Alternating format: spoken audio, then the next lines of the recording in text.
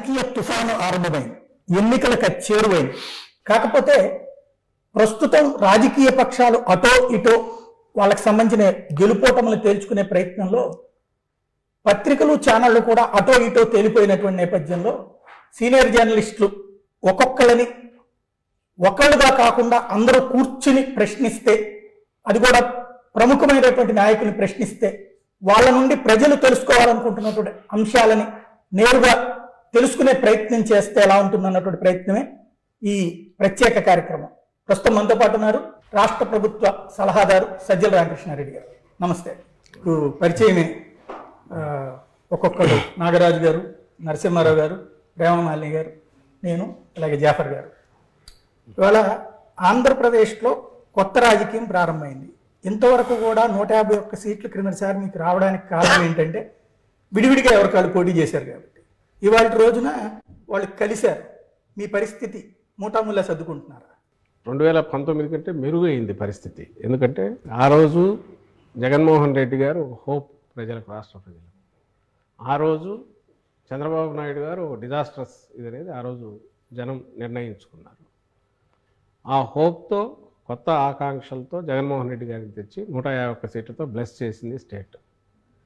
అప్పటి నుంచి ఈ 57 మంత్స్ అంటే ఇంక 2 మంత్స్లో కంప్లీట్ అయిపోయాయి. దీంట్లో ఈ జర్నీ దాదాపు నార్మల్ సంప్రదాయ పద్ధతిలో అయితే ఒక 10-15 ఏళ్ళు టైం పట్టే స్ట్రెచ్చింగ్. పాలనా పరంగా కానీ, అభివృద్ధి పరంగా కానీ, సంక్షేమంతో కూడిన అభివృద్ధి పరంగా కానీ, మానవ వనరుల అభివృద్ధి కానీ, సామాన్య మానవుడికి సమాజంలో వైద్యం ఇలాంటి వాటిలో కీలకమైన రంగాల్లో దేశానికే తలమానికంగా స్టేట్ను అభివృద్ధి చేయడంలో కానీ ఈ 4.5 years లేదా 4 years 10 months అనేది డిస్పైట్ కోవిడ్ 2 years తీసేస్తే బహుశా ఒక ట్రెండ్ సెట్టర్ అయిపోయింది. ఈ నేపథ్యంలో చూస్తే ఆ రోజు విడిగా ఉన్నా, ఈరోజు కలిసి వచ్చినా, మొత్తం అందరూ కలిసి ఒక తాడులాగా పేని వచ్చినా 151 కంటే మించి 175 దిశగా పోవడానికి తగిన సాలిడ్ ఫౌండేషన్ మా పార్టీ ఆధ్వర్యంలోని ప్రభుత్వం వేసిందనేది జగమెరిగిన సత్యం అందరికీ తెలిసింది. కాబట్టి వీఆర్ కాన్ఫిడెంట్. దాని నుంచి వచ్చిందే మా 175 వై నాట్ 175 అనే స్లోగన్ సీఎం గారు ఇచ్చిన, మేము రిపీట్ చేస్తున్నా, దానికి తగినట్టు గ్రౌండ్ వర్క్ చేస్తున్నా, దాన్నే రిఫ్లెక్ట్ చేస్తుంది, ఆ కాన్ఫిడెన్స్ని రిఫ్లెక్ట్ చేస్తుంది. అంటే అంతకుముందు ఉన్నటువంటి మీ ధైర్యం ఏంటంటే మీరు అంతకుముందు అధికారంలోకి ఎప్పుడు రాలేదు, అంతకుముందు ఉన్న ప్రభుత్వం దాని బలము బలహీనత అన్నటువంటి ప్రజలు చూస్తారు కాబట్టి దాన్ని పట్టుకుని మీరు అడ్వాంటేజ్ తీసుకుంటారు. ఇవాళ మీరు అధికారంలో ఉన్నారు, ఒక పక్కన సంక్షేమం అని మాత్రమే ముందుకెళ్తున్నారు, అభివృద్ధి లేదు అన్నది విపక్షాలు గట్టిగా ముందుకు తీసుకెళ్తున్నప్పుడు మీకంటూ ఇప్పుడు ప్రభుత్వ వ్యతిరేకత ఉంటుంది. 175 అనేటువంటిది మీ వాళ్ళకి కాన్ఫిడెన్స్ తెప్పించడానికా, లేకపోతే ఎలాగూ సాధ్యం కాదు కాబట్టి అవతల వాళ్ళని భయపెట్టడం కోసం మాట్లాడే పదం? మీరు అనేది వాళ్ళు చేస్తున్నారు, ఏది భయపెట్టే ప్రయత్నం, బోకరింపు ప్రయత్నాలు. మీరు పెట్టిన పేరు కూడా వాళ్ళకి అప్లై అవుతుంది. ఓ పొలిటికల్ స్టామ్ క్రియేట్ చేసిన ఏదో. నిజానికి అలాంటిది ఏమీ లేదు. వాళ్ళు చేస్తున్నవన్నీ టీ కప్పులో తుఫాన్ లాగా క్రియేట్ చేయాలని ప్రయత్నం చేస్తున్నారు. వాళ్ళు ఎక్కడ వై నాట్ 175 అనట్లేదు సార్, వాళ్ళు అంటోంది మీరు ఒక్కటే అనమాట. వై నాట్ 175 అంటోంది మీరే. ఎందుకంటే నేను చెప్పింది ఇంత ప్రొలాంగ్డ్, నేను ముందు ఇంట్రడక్షన్లో చెప్పిన ఈ 4.5 yearsలో మేము చేసింది ఏదైతే ఉందో, ఏదైతే 87% of the population of AP పాజిటివ్గా అఫెక్ట్ అయ్యారో, ఆ బెనిఫిట్స్ అన్నిటిని చూస్తూ వచ్చారు, దాని ఫ్రూట్స్ ఎంజాయ్ చేస్తూ వచ్చారు, దానికి తగినట్టుగా ఫర్దర్ నెక్స్ట్ 5 yearsకి ఏమేమి జరగబోతోంది కూడా కళ్ళ ముందు ఒక vision. Next 5 years I'm not seeing 2050 Chandrababu లాగా అన్నట్లా. నెక్స్ట్ 5 yearsలో ఏం జరగబోతుందో కూడా కళ్ళ ముందు కనపడుతుంది. వై నాట్ 175 అన్నది it looks very over ambitious, over confidence అట్లా కూడా అనిపిస్తుంది ఒక్కోసారి. వాళ్ళు ఎవరు గెలవరా సార్? ఎవరు? ఆ పేరు వల్ల ఏమవుతుందో, లోకేష్ లాస్ట్ టైం పోలా, ఓకే, చంద్రబాబు నాయుడు మెజారిటీ ఎంత తగ్గిపోయింది అయింది, చంద్రబాబు నాయుడు గారి మెజారిటీ ఎంత తగ్గింది? మెజార్టీ తగ్గించవచ్చును, కానీ కుప్పంలో చంద్రబాబును గెలవడం ఎంత కష్టమో పులివెందుల్లో జగన్ గారిని గెలవడం కూడా అంతే కష్టం సార్. 2 monthsలో రిజల్ట్ కూడా వచ్చేస్తాయి, ఎలక్షన్స్ అయిపోతాయి. 2 months కాబట్టి 2.5 months రిజల్ట్స్ కూడా వస్తాయి, తెలుస్తుంది. ఎందుకు నేను ఎప్పుడు ఒక రైడర్ పెడుతుంటా, మాది confidence. It is not arrogance, neither it is over confidence. ఆరోగెంట్గా అనడం వాళ్ళు అంటున్నారు, లేదా నేను ఇంతమంది అన్నట్టు బోకరింపులు ప్రిటెన్షియస్ దీంట్లో వాళ్ళు అంటున్నారు, మేమనట్లా. మా దానికి సాలిడ్ ఎగ్జాంపుల్. మీరు అంటున్నారు కుప్పం పులివెందుల తేడా అంటున్నారు, దాన్ని నేను పోలుస్తా. పులివెందులు అనేది అది long standing, it has been continuously nurtured. Not only ఏదో రిసోర్సెస్ సీఎంగా ఉన్నప్పుడే కాదు, లేకముందు కూడా రాజశేఖర రెడ్డి గారు తన అపోజిషన్లో ఉన్నప్పుడే తన 60 acres వాల్యుబుల్ ల్యాండ్ ఆ రోజే కాలేజీతో సహా లయలోకి ఇచ్చేశారు. ఎడ్యుకేషన్ అనేది బాగా రావాలి నా కాన్స్టిట్యున్సీ ప్రజలకని అప్పట్లోనే ప్రాజెక్టుల కోసం తీసుకొచ్చేసి చేశారు అపోజిషన్లో ఉన్నప్పుడు. ఆయన ఉన్నది 5 years, ఈయన ఉన్నది 5 years. రిమైనింగ్ టైం అంతా పులివెందుల డెవలప్ కాకుండా పోలే. తనకున్న రిసోర్సెస్ అన్నీ పొలిటికల్గా కానీ ఇంకోరు ఎక్కడ ఉన్న టీడీపీ ఉన్న పర్సనల్ పొలిటికల్ సెంట్రల్లో ఉన్న పలుకుబడిని యూజ్ చేసినా సరే కాన్స్టిట్యున్సీని డెవలప్ చేసుకుంటూ నర్చర్ చేసుకుంటూ వచ్చారు. అది కంటిన్యూ అవుతుంది ఈ రోజు కూడా. కుప్పం మేము వచ్చి చేస్తున్నాము. పులివెందులకు నీళ్ళు ఇచ్చింది నేనే అనేది చంద్రబాబు నాయుడు గారు చెప్తున్నారు. సరే ఇప్పుడు మేము నీళ్ళు ఇస్తున్నాం మీరు చెప్తున్నారు అభివృద్ధి అనేది. ఆఖరికి గండికోట నింపింది ఎవరు? R&R ప్యాకేజ్ పూర్తి 1000 కోట్లు 1200 కోట్లు ఎవరు పే చేశారు? పే చేసి 17 TMCలు ఫస్ట్ టైం నింపింది ఎవరు? ఆఖరికి ఎంత పెడుతున్నాము, రిజల్ట్ ఎవరు ఇచ్చామనేది, అవన్నీ గ్రౌండ్ వర్క్ అంతా రాజశేఖర రెడ్డి గారు చేశారు. ఈయన చిన్న చిన్నవి పై మెరుగుతుంది కొన్ని స్టార్ట్ చేసిండొచ్చు. అక్కడ ఆఖరికి వచ్చేసరికి మొన్న ఫైనల్గా ఎక్కువ పెట్టాల్సి వచ్చింది, జగన్మోహన్ రెడ్డి గారు పెట్టారు. ఈరోజు రిజర్వాయర్లు ఫుల్ నిండినాయంటే అటువైపు రాయలసీమలో ఎక్కడైనా సరే. ఆ రోజు ఇప్పుడు ఎగతాళిగా మాట్లాడే మొన్న రేవంత్ రెడ్డి కూడా మాట్లాడింది, అక్కడ సీఎం మాట్లాడిన దాంట్లో అక్కడ అగ్రెసివ్గా జగన్మోహన్ రెడ్డి దోచుకుపోతున్నాడు అనే దాంట్లో రాయలసీమ వైపు నుంచి పాజిటివ్గా ఉంది. మీరు గమనిస్తే ఎవరు చేశారు ఆ రోజు 44,000 క్యూసెక్కులకు, ఆయన చేస్తే 11,000 క్యూసెక్కులు పోతిరెడ్డిపాడు. ఈయన దాన్ని 2 పైగా పెంచి కాలువలు వెడల్పు చేసి, ఎందుకంటే వరద టైంలో మాత్రమే మనం పట్టుకోగలం నీళ్లు కాబట్టి వరద టైంలో వీలైనన్ని వాటర్ తీసుకుపోయే ప్రయత్నం చేస్తున్నారు. మీరు సాధించాము అంటే సాధిద్దాము అనుకోవడము లేదా కాన్ఫిడెన్స్ ఒక ఎత్తు. ఇప్పుడు ఉన్నటువంటి అనుమానం ఏంటంటే 175 గెలవాలి అంటే ఎదుటి వాళ్ళకి అంటే నేను ఈవీఎం మేనేజ్మెంట్ అని చెప్పను కానీ లేదంటే బెదిరింపులో వాళ్ళని చేయనివ్వనటువంటి తరహా వ్యవహారాలు ఏమైనా జరగబోతున్నాయి ఆంధ్ర? ఇప్పుడు ఫస్ట్ ఇవన్నీ నేను డినై చేస్తున్నాను ఏది మీరైతే అన్న దాంట్లో. కానీ ఏ కాన్ఫిడెన్స్ ఎక్కడి నుంచి వస్తుందంటే నేను ఇంతకుముందు అన్నదే, ఈ రాష్ట్రంలో ఉన్న వాళ్ళందరిలో నేను ఇంతకుముందు అన్నట్టు 87% of population directly they are enjoying, అన్ని రకాల ఫ్రూట్స్ ఎంజాయ్ చేస్తున్నారు. వాళ్ళ బతుకులు మారిపోయినాయి, పాజిటివ్గా టర్న్ అయినాయి, వాళ్ళ పర్చేజింగ్ కెపాసిటీ పెరిగింది. వీటన్నిటి వల్ల వచ్చిన కాన్ఫిడెన్స్. అలాగే లోకల్ బాడీస్లో మా పార్టీ పుట్టక ముందే 2014 ముందు అన్నింటిలో మేము ఫైట్ చేసాము. ఎవరు ఫైట్ చేయొద్దన్నారు? చంద్రబాబు నాయుడు గారిని ఫైట్ చేసి ఎందుకు నిలబడలేకపోయారు? జగన్మోహన్ రెడ్డి గారి కుటుంబ సభ్యులు కూడా జగన్మోహన్ రెడ్డి గారు ఓడిపోతారని చెప్తున్నారు. కుటుంబ సభ్యులు అప్పట్లో వివేకానందరెడ్డి గారు బయటకు పోయినప్పుడు ఆ రోజు కుటుంబ సభ్యులు బయటకు వెళ్ళింది. ఈరోజు షర్మిలమ్మ బయటకు వెళ్తే ఆమె కుటుంబ సభ్యురాలుగానే బయటకు వెళ్ళారు. వెళ్ళిన తర్వాత రాజకీయంగా ఒక లైన్ తీసుకున్నాక ఈరోజు అందులోనే ఒక పార్టీ, ఒక కాంగ్రెస్ పార్టీ నాయకురాలుగా ఇక్కడికి వచ్చారు. లైన్ తీసుకున్న పర్పస్ ఇక్కడ ప్రజలకు అన్యాయం జరుగుతుంది, ప్రజల కోసం నిలబడతా అనేది కదా. అవి అట్లయితే చంద్రబాబు చెప్పేవని నిజాలు కావాలా? మనం పులివెందులు చెప్పేవని నిజాలు కావాలా? మనం మాట్లాడిందే నిజమైతే అట్లాంటప్పుడు చంద్రబాబు నాయుడు మించిన వాళ్ళు ఎవరు ఉంటారు? మనం మాటలే నిజం అనుకుంటే, మనం ఎంత గట్టిగా మాట్లాడితే అది నిజం అవుతుంది అనుకుంటే, చంద్రబాబు నాయుడు నుంచి గట్టిగా అరవగలిగిన వాళ్ళు ఎవరు? ఆ గొంతును 10,000 రెట్లు పెంచి వినిపించగలిగిన ఆ మీడియాని తట్టుకునే శక్తి పదే వాళ్ళు పంప్ చేస్తుంది ఏంటంటే సొంత చెల్లిని కాపాడలేకపోయారు, సొంత చెల్లిని కన్విన్స్ చేయలేకపోయారు, సొంత చెల్లి ఆయన డెవలప్మెంట్ చేస్తుంది అని బిలీవ్ చేయట్లేదు. రాష్ట్ర ప్రజలు ఎందుకు బిలీవ్ చేయాలి, ఎలా బిలీవ్ చేయాలి? అది ఎవరు అడగాల్సింది? మీరు అడిగితే బాగానే ఉంటుంది. చంద్రబాబు నాయుడు అది అడగాల్సిన అవసరం లేదు. ఆయన స్ట్రైట్ ఒకటే 14-19 మధ్య ఇది చేశానని చెప్పచ్చు. ఈరోజు మళ్ళీ మేము వస్తే ఇది చేస్తామని చెప్పచ్చు. లేదా 14-19 మధ్య నేను ఇది చేసినది ఈయన తీసేశాడు, నేను వచ్చి ఇంతకంటే చేస్తానని చెప్పచ్చు. ఆయన అట్లా ఆయన చూపించాల్సింది ఎక్కడ ఆయన ఫెయిల్యూర్ కనపడతానంటే, ఆయన ఇదిగో మీ చెల్లెలకు చేయలే స్టేట్కి ఏం చేస్తామంటున్నాడు. అది మీరు అడిగితే బాగుంటుంది, ఒక కామన్ మ్యాన్ అడిగితే బాగుంటుంది, సమాధానం ఇస్తాం. ఆయన పొలిటీషియన్, అందులో 14 ఏళ్ళు సీఎంగా ఉన్న వ్యక్తి, ఓ పార్టీ అధ్యక్షుడు. 95లో ఏ రీతిలో అయినా సరే వాళ్ళ మామని దించి ఇంకో పద్ధతిలో వచ్చి అప్పటి నుంచి కబ్జా చేసిన పార్టీ కావచ్చు, ఏదైనా కావచ్చు, తనే అధ్యక్షుడిగా కొనసాగుతున్నారు. ఆయనకు చెప్పడానికి ఏం లేదా? ఆయన ఈ మాట అనవేంది? ఇంట్లో వాళ్ళు ఇంకోటో రకరకాల కారణాల వల్ల ఒక్కొక్క లైన్. నేను చంద్రబాబు నాయుడు గారు అన్నది చెప్పట్లా, షర్మిల గారు క్లెయిమ్ చేస్తున్నారు. అవును, ఆమె అన్నది మాటలు రిపీట్ చేస్తుంది. చిలక పలుకుల్లాగా చంద్రబాబు నాయుడు గారు స్క్రిప్ట్ రాయిస్తే అది మాట్లాడుతున్నారు. కుటుంబ సభ్యుల నుంచే ఆయనకి ఇబ్బందికర పరిస్థితులు తలెత్తుతున్నాయి కదా. ఒక పద్మవ్యూహంలో ఉన్నట్టుంది ఈ రోజు జగన్మోహన్ రెడ్డి. ఇవన్నీ చిన్న దూదిపింజల్లాగా అట్లా క్రియేట్ చేసిన మేఘాలు లాంటివి అవి పక్కకు పాసింగ్ క్లోడ్స్ వస్తున్నాయి పోతున్నాయి. క్లియర్ చేసిన వాళ్ళు వాళ్ళ దీంట్లోనే మీరు టోన్ చూడండి. ఈరోజు మాట్లాడట్లేదు, ఎప్పుడు ఏది కావాలనో దానికి ఆర్కెస్ట్రాలో తీసినట్టు అది తీస్తున్నారు, దడ కొడుతున్నారు. మేము చేసింది చెప్పుకునే పరిస్థితి లేకుండా డిఫెన్స్లో రిప్లై ఇచ్చే పరిస్థితి క్రియేట్ చేయాలని వాళ్ళు చేస్తున్న దాంట్లో మీరు కూడా అవే తీసుకొచ్చేసి మమ్మల్ని అడుగుతున్నారు. సార్ ఒకటి సాయి గారు సార్ ఇది కాస్త ఓపెన్ గా మాట్లాడుకున్నాం సార్, ఇది రా అన్ఫిల్టర్డ్ దీని పేరు నేను క్లోజ్ గా సమాధానం ఇస్తున్నాను. అంటే ఏ ప్రశ్న కూడా అడగడానికి ఆ స్వేచ్ఛ మీరు తప్పకుండా. ఇచ్చారు చెప్పచ్చు కాబట్టి కొంచెం ఓపెన్ గా మాట్లాడుకున్నాం సార్. 151 మంది ఎమ్మెల్యేలు గెలిచారు సార్. ఈ 151 మంది ఎమ్మెల్యేలకు అవసరమైనప్పుడల్లా సీఎం అపాయింట్మెంట్ దొరుకుతుందా సార్? కాస్త మనసు మీద చేపెట్టుకుని చెప్పండి సార్ ఆ విషయం. ఎన్నిసార్లు ఈ 5 years లో 151 మందికి కూడా అపాయింట్మెంట్ దొరికింది, ఇన్నిసార్లు దొరికింది అని చెప్పడానికి?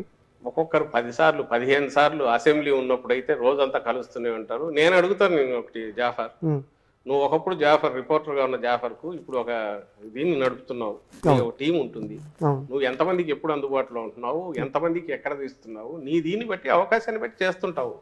ఒక్కటే దీనికి గీటురాయి పెట్టుకోవాల్సింది, ఆ పార్టీ ఎట్లుంది, ఇంటాక్ట్గా ఉందా, కంట్రోల్లో నడుస్తుందా, ఆయన వాళ్ళకు అందుబాటులో ఉండడం అనేది ఏ పద్ధతిలో ఉంటాడు అనేది తనకున్న పరిమితులను బట్టి తనకున్న అవకాశాలను బట్టి డిసైడ్ చేసుకోవచ్చు.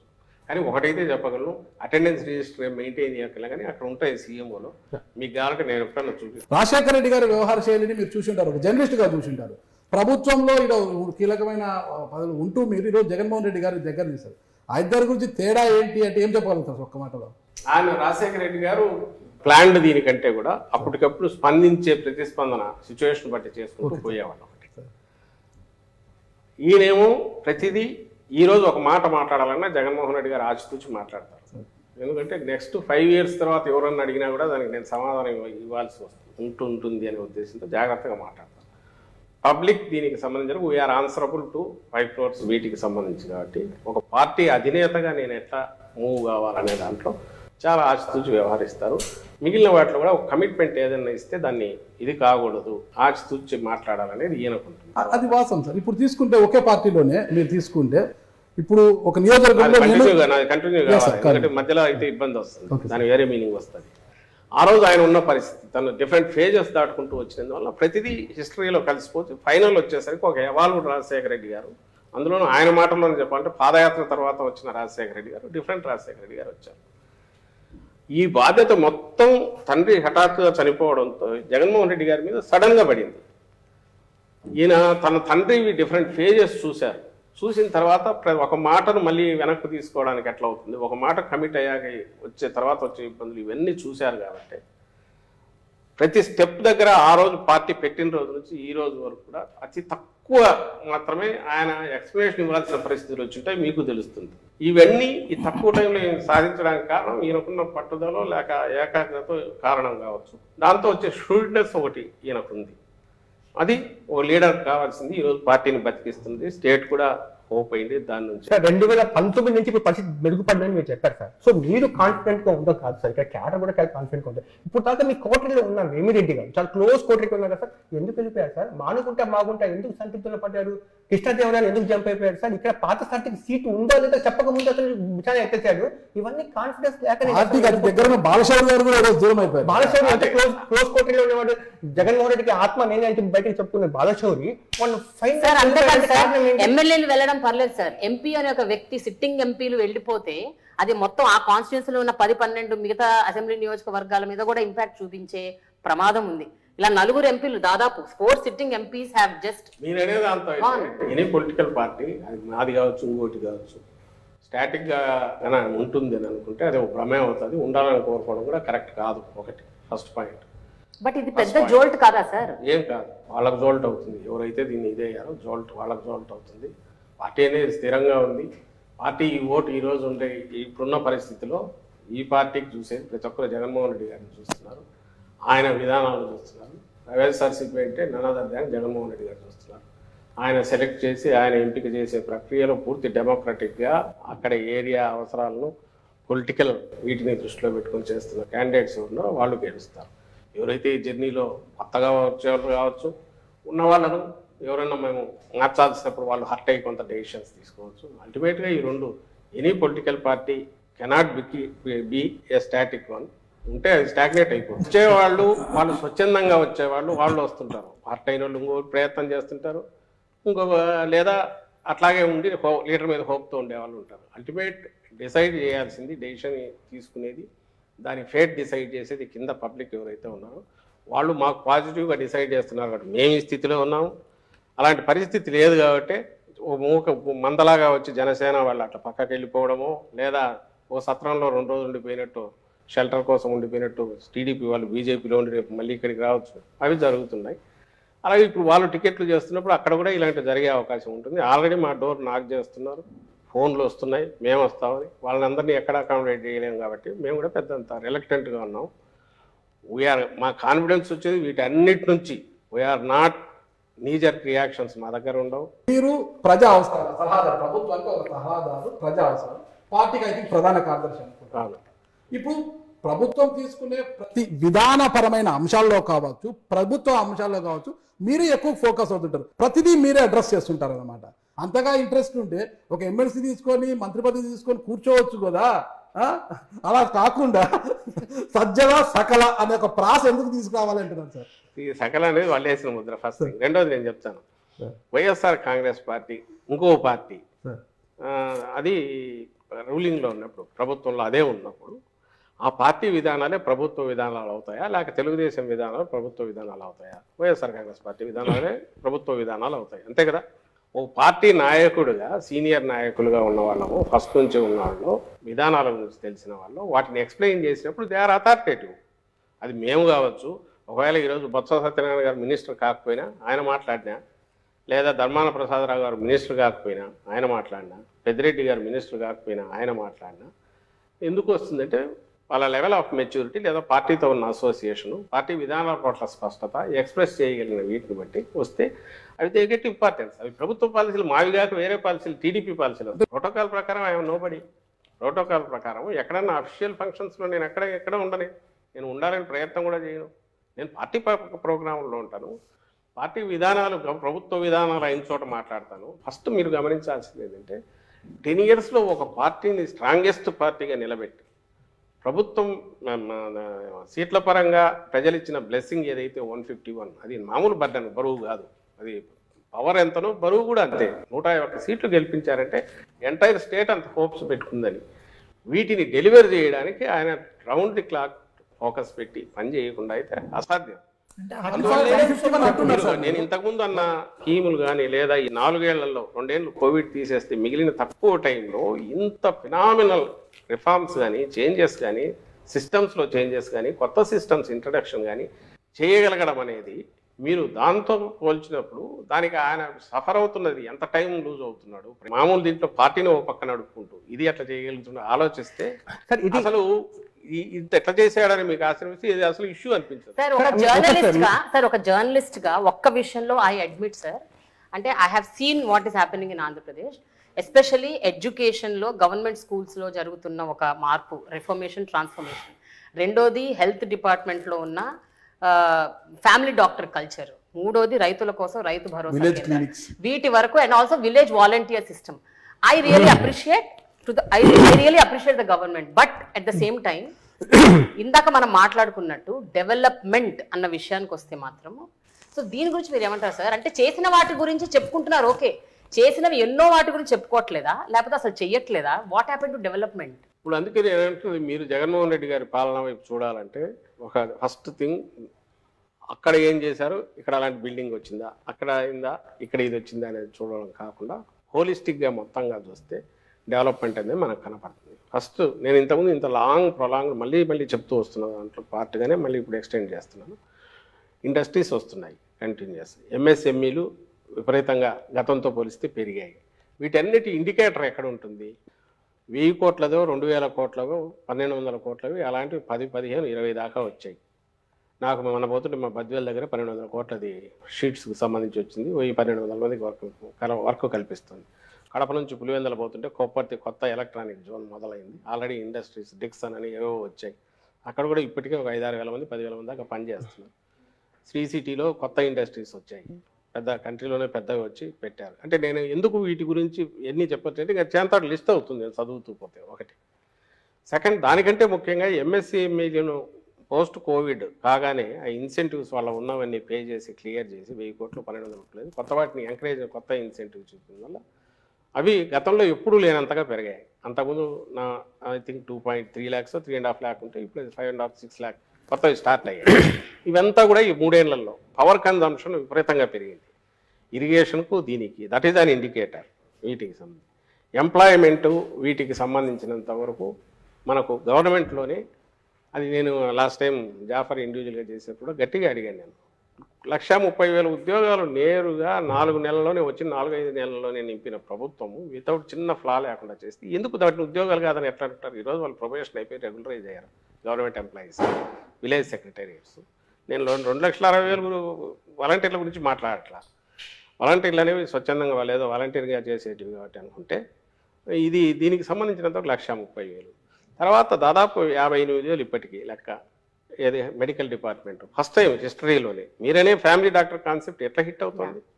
ఉన్న సెటప్తో ఎట్లా కుదురుతుంది? 17,000 కోట్లు పెట్టి పిహెచ్సిలు సిహెచ్సిలు అన్నీ మోడర్నైజ్ చేయడం, ఏరియా హాస్పిటల్ అన్నీ కెపాసిటీస్ పెంచడం. ఇవి నేను మెడికల్ కాలేజ్ కలపట్ల దీంట్లో. మెడికల్ కాలేజ్ 8,000 కోట్లు మళ్ళీ వేరే బడ్జెట్. ఈ 17,000 కోట్లు పెట్టి ఇవన్నీ తయారైనందువల్ల విలేజ్ క్లినిక్స్ కానీ మిగిలినవి కానీ ఇన్ఫ్రాస్ట్రక్చర్ పరంగా కానీ లేటెస్ట్ టెక్నాలజీ కానీ డాక్టర్ల రిక్రూట్మెంట్, సపోర్టింగ్ స్టాఫ్ రిక్రూట్మెంట్ మొత్తం 56,000 నాకు తెలిసి ఫిగర్. మెడికల్ డిపార్ట్మెంట్కు ఒక ఇది వచ్చింది. ఒక చిన్న పాయింట్ ఇక్కడ అంటే మీరు చెప్తున్నటువంటివన్నీ కూడా ఆల్రెడీ ప్రాసెస్లో ఉన్నాయి, నడుస్తున్నాయి, ఇవి అందరికీ తెలుసు. పబ్లిక్ ఏముంటుందంటే సార్ అది ప్రొజెక్ట్ అయినట్టు ఇది ప్రొజెక్ట్ అవ్వట్లేదు సార్. మీరు ప్రొజెక్ట్ చేయట్లేదా? అసలు అవ్వట్లేదు. ఈ రోజుకు వాట్ ఎవర్ మీరు నింపినవి చూస్తే ఇవన్నీ కూడా ఖాళీలు శాంక్షన్ పోస్టులు అవి కాకుండా అడిషనల్గా నింపినవి 1,30,000 కాక 56,000, 1,000, 2,000 పోస్టులు ఇట్లాంటివన్నీ నింపి మొత్తం మీద దాదాపు 4 లక్షలు 3,90,000 ఎంతో ఉన్న పోస్టులు ఈరోజు 6 లక్షల చిల్లరకు పోయినాయి. ఇది ఇప్పుడు ప్రతిదీ ఆలోచించి చేయడం అనేది ఒకటి తప్ప జాగ్రత్తగా చూసి రిక్రూట్మెంట్ చేయాల్సిన పరిస్థితి ఒకటి. సెకండ్ది వచ్చి గ్రూప్ 1 కానీ గ్రూప్ 2 కానీ జరగాల్సినవి ఒకటికప్పుడు జరుగుతున్నాయి. మూడవది డిఎస్సి ఇప్పుడు నోటిఫికేషన్ ఇచ్చాం. డిఎస్సి గురించి మళ్ళీ స్పెసిఫిక్గా చెప్పాలి, ఎందుకంటే అది ఒక సబ్జెక్ట్ మేజర్, అందరూ అదే రేజ్ చేస్తుంటారు కాబట్టి. 2014-19 మధ్య ఆ రోజు తెలుగుదేశం పార్టీ గవర్నమెంట్ నింపిండేది. అంతకుముందు 2012లోనూ 13లో ఇచ్చిన డిఎస్సి నోటిఫికేషన్ తాలూకు 8,920 ఎన్నో పోస్టులు అదొక్కటే చేసింది. తర్వాత 18లో వాళ్ళు నోటిఫికేషన్ అంటే ఎలక్షన్లు 5 నెలలు ఉన్నాయని కానీ నోటిఫికేషన్ ఇచ్చారు. ఆ పోస్టులు 7,000 చిల్లర ఎన్నో ఉంటే మేము 2020లో నింపాము వాటికి. అది దాంతోపాటు 2008 డిఎస్సి, 1998 డిఎస్సి, ఈ రెండు అప్పటి నుంచి ప్రొలాంగ్డ్ లీగల్గా వాళ్ళు అన్ని రకాలుగా చేస్తున్న వాళ్ళ సఫరింగ్ తీర్చాం. అది ఒక 7,000 పోస్టులు, మొత్తం 14,000. ఇప్పుడు లేటెస్ట్ మళ్ళీ 6,100కు ఇచ్చాం. 6,100కి ఇప్పుడు ఇచ్చాం. అంటే 20,000 మేము చేసింది. ఇది ఫిగర్స్. మీరు వీటిని మళ్ళీ పక్కకు తోసి ఉద్యోగాలు ఎక్కడ 1,30,000 మేము ఉద్యోగాలు అనుకోము. అల్టిమేట్గా ఈ రోజు అందుకే మీరు అన్న వాటిలో రైడర్స్ పెట్టి మాట్లాడుతున్నారు. ఎన్నికలు సమీపిస్తున్న సమయంలో డిఎస్సి షెడ్యూల్లోగా పూర్తి చేస్తారా? వాళ్ళు అది చేయలేదు కదబ్బా. నేను అనేది ఇప్పుడు ఇద్దరం పోటీ పడుతున్నాం ఇక్కడ. చంద్రబాబు నాయుడు జగన్మోహన్ రెడ్డి గారు అనేది తేలాలి. చంద్రబాబు నాయుడు గారా జగన్మోహన్ రెడ్డి గారా రేపు సీఎం అనేది స్టేట్ అదే. ఓట్ బ్యాంక్ రాజకీయం కాదంటే వేరే ఎవరైనా ఉన్నారా? వీళ్ళిద్దరిలోనేనా? పవన్ కళ్యాణ్. వీళ్ళిద్దరిలో పవన్ కళ్యాణ్ సీఎం చెప్పలేదు కూటమిగా ఆయన సీఎం క్యాండిడేట్ ఎవరైనా అనౌన్స్ చేశారా? లేదండి. అంటే కూటమిలో ఆయనకి ఇచ్చేది 24 స్థానాలు. మీరు చేయాల్సింది ఏంటంటే పెద్ద గీత చిన్న గీత పోల్చినప్పుడు ఒకవేళ మేము మాట్లాడేవి చాలా పెద్ద మాటలు మాట్లాడుతున్నాం అనుకుంటే కంపేరబుల్స్ తీసుకుని కంపేర్ చేయండి. ఆ రోజు ఎన్ని డిఎస్సి ఇచ్చాడు, ఈ రోజు మా బడ్జెట్ 54,000 కోట్లు ఉన్న మేము వచ్చేటప్పుడున్నది శాలరీ బడ్జెట్, వేజ్, ఎంప్లాయీస్ వీటికి సంబంధించిన అన్ని రకాల వాళ్ళ 90,000కు దాదాపు పోయింది. ఇప్పుడు వీఆర్ నాట్ బ్లేమింగ్ ఎనీబడి. ఆయన ఎవరిని అనట్లా, కానీ ఇట్స్ ద రియాలిటీ. ఉద్యోగికి వాళ్ళకి ఫుడ్ దొరికేదే దాంతో వాళ్ళ పిల్లల చదువులకు అయ్యి దెబ్బతీస్తున్నారు. ఖచ్చితంగా అవే బకాయిలు ఎక్కడికి పోయేవి కాదు, ఇవ్వకుండా ఎగ్గొట్టేవి కాదు, తప్పించుకోలేము కూడా.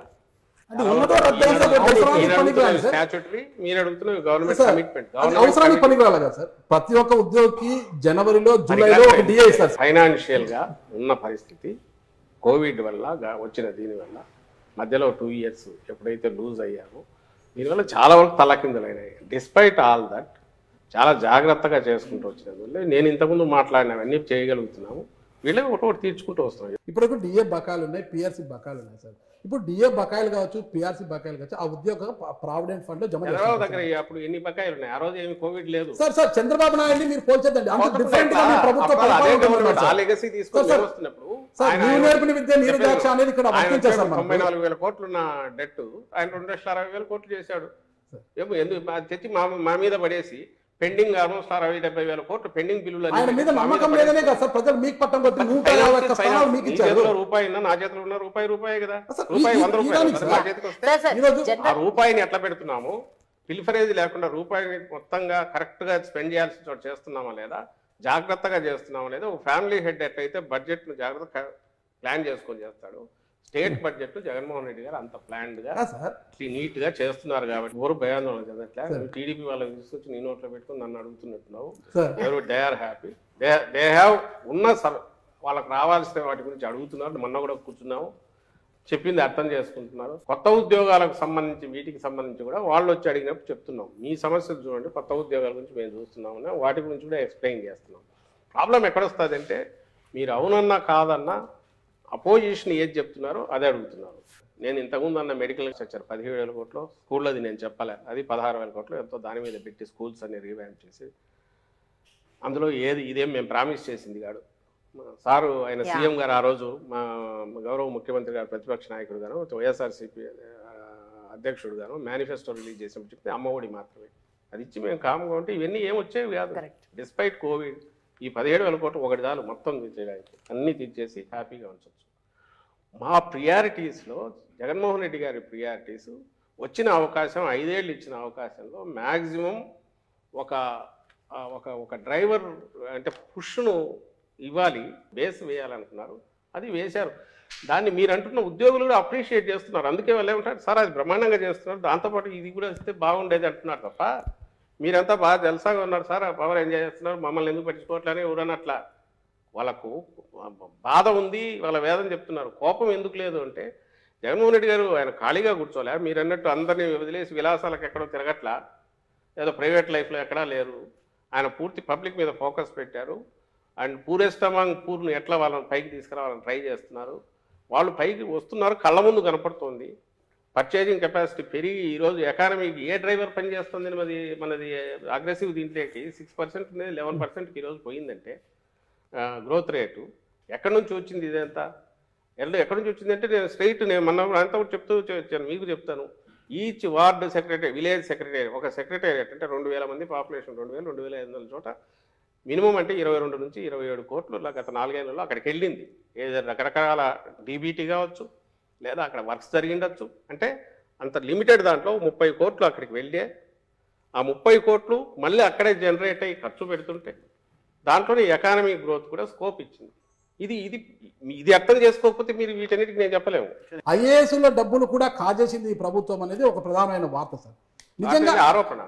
రామోజీరావు పక్కన కూడా ఇంకోటి ఏదో పెద్దది రాశాడు, రాక్షసుల మాదిరి జగన్మోహన్ అదే సార్ మద్యంతో కార్యాలయాలు పాడవుతాయి సార్. ఆయన సితార హోటల్ వల్ల అది నాన్ డిబేటబుల్ సార్, ఎందుకంటే మద్యం బాటల మీద ఉంటుంది, ఎంత ఖరీదైన బాటలు. ఈ చోజ్ లైన్ తెలుగుదేశం పార్టీ కరపత్రం లాగా తయారైన రామోజీరావు రాసే వాటన్నిటికి సంబంధించి ఈ రోజు కూడా ఫ్యాక్ట్ చెక్ అని మా వాళ్ళు ఇస్తున్నారు. ఇది ఒకటి పెట్టుకోవాల్సి వచ్చింది, రోజు ఫ్యాక్ట్ చెక్ అని ఇస్తున్నారు గవర్నమెంట్.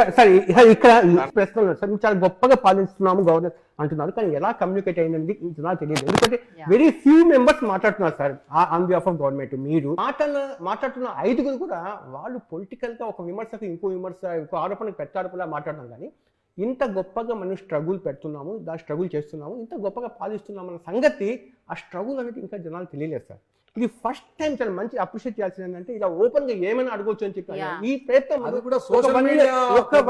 ఒక 1 year బ్యాక్ వచ్చి ఉంటే ఇంకా బాగుంటుంది యాక్చువల్గా. ఎందుకంటే ప్రభుత్వం ఇంత స్ట్రగుల్ పడుతుంది. ఇందాక మీరు మాట అన్నారు సార్, ఏంటంటే మనకు ఉండే లిమిటెడ్ సోర్స్లో దానికి నీడీ పీపుల్స్కి మనం ఖర్చు పెట్టుకుంటూ పోతున్నాం మనం అంతా, ఇంకా మిగతా చోట సెకండ్ ఫేజ్లో వాళ్ళు ఖర్చు పెడతాం అని చెప్పారు. చాలా గొప్ప మాట యాక్చువల్గా. కానీ అది మీరు చెప్పకపోవడం వల్ల ఇప్పటి వరకు ఏమనుకుందంటే ఇది కేవలము బటన్ నొక్కడానికి పరిమితం చేస్తాం, వచ్చిన బడ్జెట్ అంతా ఇది సర్ప్లస్ బడ్జెట్ ఉంది ఇక్కడ అని కూడా ఒక రకంగా అంటుంది. ప్లీజ్, ఇది చాలా ఇంపార్టెంట్ ప్రశ్న ఇది.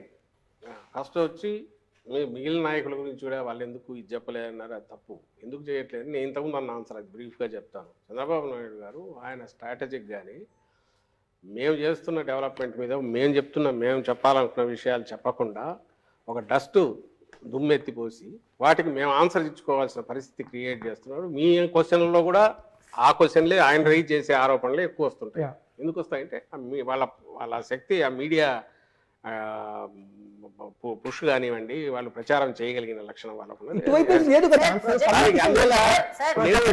ప్రొజెక్షన్ మనం ఆల్రెడీ ఇప్పుడు ఎడ్యుకేషన్ లో ఏం జరిగింది, హెల్త్ లో ఏం జరిగింది అవి కూడా మేము అడిగాం కదా సార్. ఇప్పుడు ప్రొజెక్షన్ వాట్ ఇస్ ప్రొజెక్టెడ్, ఇంట్లో బలవంతంగా మధ్యలో ఎక్కడో నేను చెప్పాల్సి వస్తుంది, ఇంత టైం ఇచ్చారు కాబట్టి. ఇదే 5 minutes లో అయితే ఏం కుదరదు, దానికే సరిపోతుంది, నేను చెప్పడానికే సరిపోతుంది. సో అదొక కారణం. సెకండ్ వచ్చి పోలవరం ఎప్పటికప్పుడు చెప్తున్నారు, మినిస్టర్ గారు చెప్తున్నారు, అంతకుముందు అనిల్ ఉన్నప్పుడు, ఇప్పుడు రాంబాబు ఉన్నప్పుడు ఎక్స్ప్లెయిన్ చేస్తున్నారు, ఆఫీసర్స్ చెప్తున్నారు. కానీ మీకు తెలుసు చంద్రబాబు నాయుడు గారు 14లో వస్తే దాదాపు 17 వరకు ఆ ప్యాకేజీ కింద పోలవరం మీరు చేసుకోవచ్చు అన్నంత వరకు ఆయన దాన్ని మొట్ల ఒకటి. అప్పటి వరకు జరుగుతున్న వాటన్నిటిలోనూ అంతకుముందు కానీ ట్రాన్స్ఫర్ అయిన కంపెనీ ఈ మధ్య వాళ్లే చెప్పారు ఎట్లా అడ్డంగా దాన్ని అడ్డం పెట్టుకుని మింగేశాడు ఆయన అనేది. వీటన్నిటిలో ఫండ్స్ అన్ని డైవర్ట్ చేసుకుని ఎట్లా తీసుకుపోయాడు అనేది వాళ్ళే చెప్పారు, మేము ముందు నుంచి చెప్తున్నాం, అది పక్కకు వెళ్దాం. ఆయన చేసిన అమిత్ షా అన్నారు ఏటీఎం లాగా వాడుకున్నారు పోలవరాన్ని కూడా అని చెప్పి బీజేపీ వాళ్ళే అన్నారు అన్నమాట.